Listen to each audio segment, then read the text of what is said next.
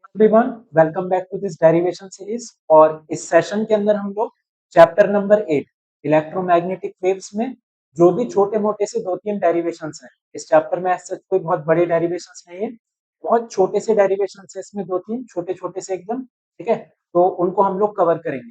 Already हम लोग ray optics chapter के सारे डेरिवेशंस बहुत डिटेल में अच्छे से हम लोग कवर कर चुके हैं।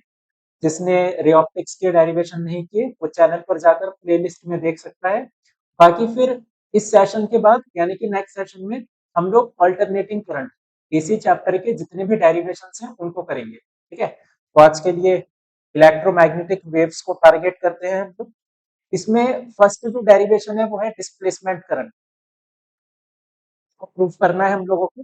आई डी डिस्प्लेसमेंट करंट का formula epsilon naught d phi upon d t ये होता है। तो हमें बस इसको ही प्रूफ करना है कि डिस्प्लेसमेंट करंट आया कहां से। डिस्प्लेसमेंट करंट जानते होंगे, चैप्टर पढ़ा है तो। कैपेसिटर के बीच में जो करंट होगा उसको बोलते हैं डिस्प्लेसमेंट करंट। बात अगर कैपेसिटर की आई तो ये वाले रिलेशन से हम कैसे चूक जाएंगे। Q equals to c v, capacitor के लिए तो यही यूज होता है ना, Q equal to c v.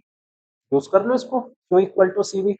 Current find करना है, कैपेसिटर प्लेट की बात चल रही है तो current equals to charge upon time. Q की वैल्यू पुट करो सीवी, और कैपेसिटर के लिए सी का फॉर्मूला जानते हो, A epsilon naught upon D.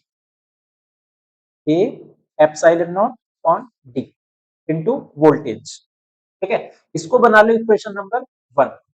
हम लोगों को अपना जो आंसर है उसमें चाहिए कहीं ना कहीं पे फाई ई, यानी कि फ्लक्स के टर्म्स में हमें ये करंट की वैल्यू फाइंड करनी है। मैं क्या कर रहा हूं, मैं फ्लक्स का फॉर्मूला लिख देता हूं पहले।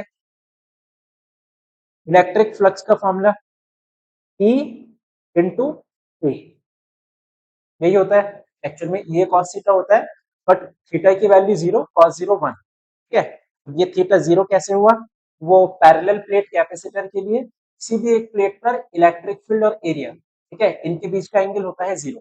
ऐसे लिख सकते हो, देखो मान लिया मेरे पास ये पैरेलल प्लेट है, तो किसी भी प्लेट का जो एरिया वेक्टर होगा, एरिया वेक्टर कैसे बनाते हो, सरफेस के परपेंडिकुलर। मान लिया मैं इस पॉइंट पे एरिया वेक्टर ड्रॉ करना चाहता हूँ, तुम लोग क्या करोगे, इस पॉइंट पे क्या करोगे, एरिया वेक्टर यानी सरफेस का परपेंडिकुलर ड्रॉ करोगे, जो कि किस डायरेक्शन में है, आगे की तरफ।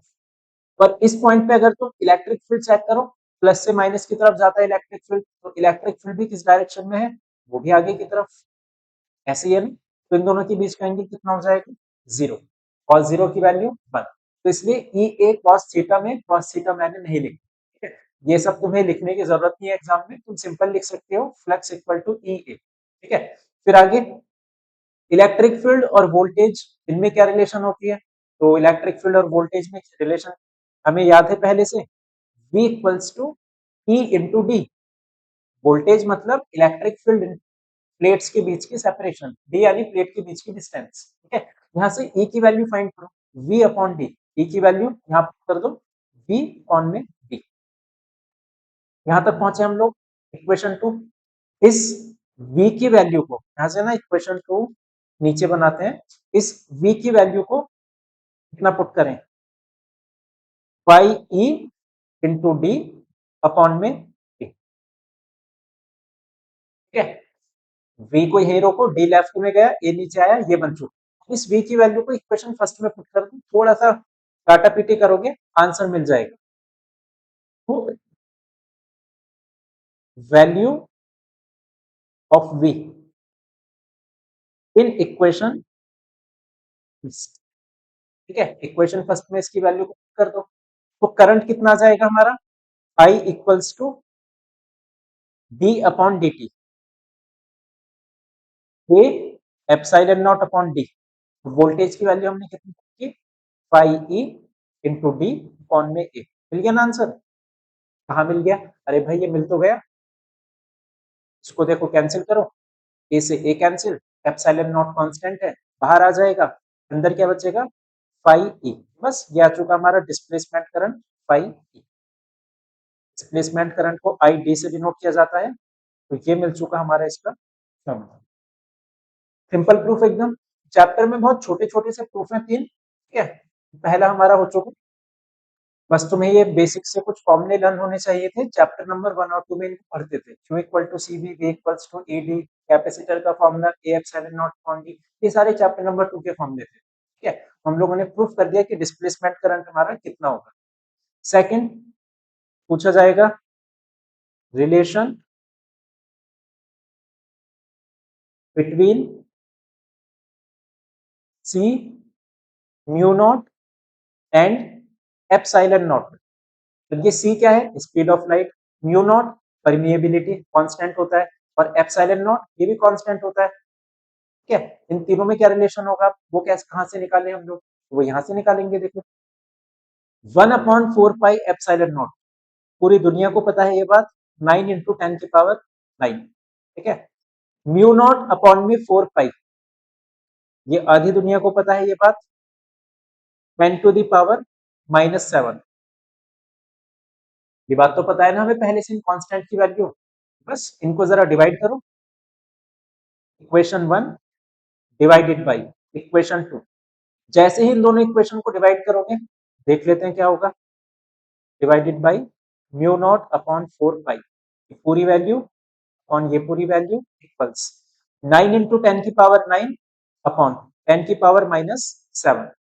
ठीक है, 4 पाई से 4 पाई कैंसिल, ये म्यू नॉट घूमकर यहीं पर आ जाएगा, 1 अपॉन में mu naught into epsilon not, और ये हो जाएगा 9 इंटू 10⁻16।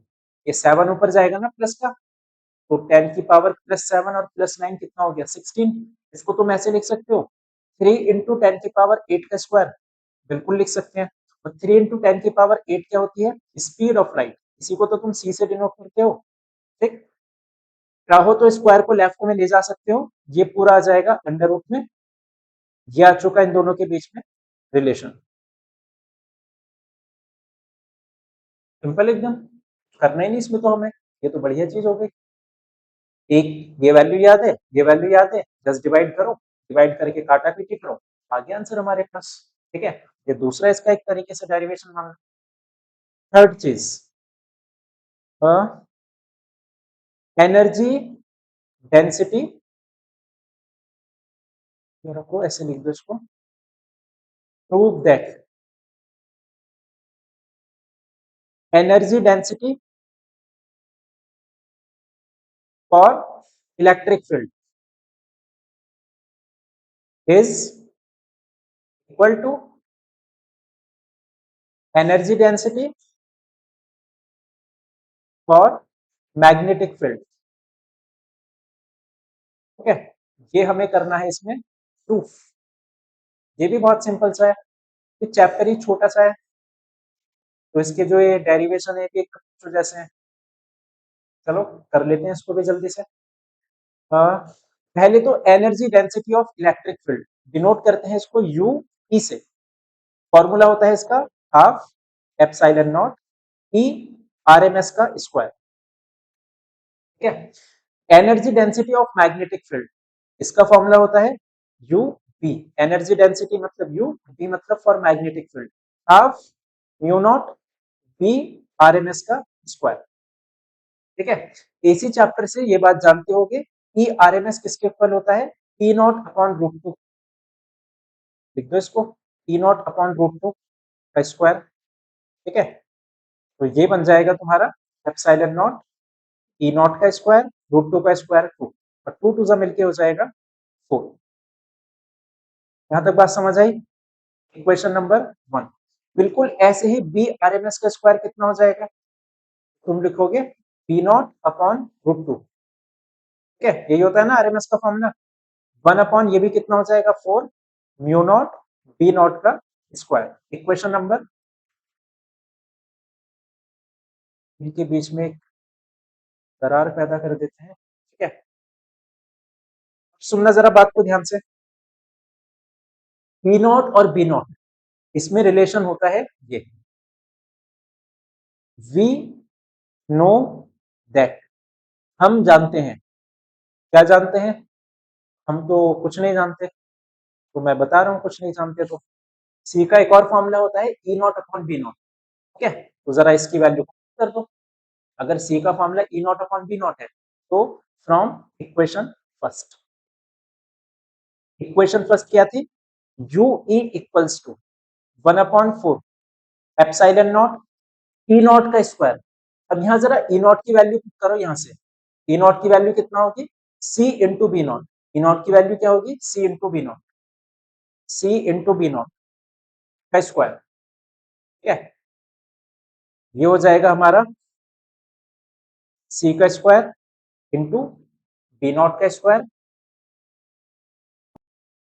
देखो सी स्क्वायर की वैल्यू तो जस्ट अभी पीछे निकाली हम लोगों ने, अभी 2 मिनट पहले तो सी स्क्वायर की वैल्यू फाइंड की कितना, 1/म्यू नॉट इंटू साइलेंट नॉट। उठाकर पुट कर दो यहाँ पे, तो ये हो जाएगा हमारा सी स्क्वायर की जगह पर 1/म्यू naught into epsilon naught. Epsilon naught से एप्सिलॉन नॉट कैंसिल, ये पूरा क्या बचा, यही तो बचा हमारा क्या, energy density for magnetic field.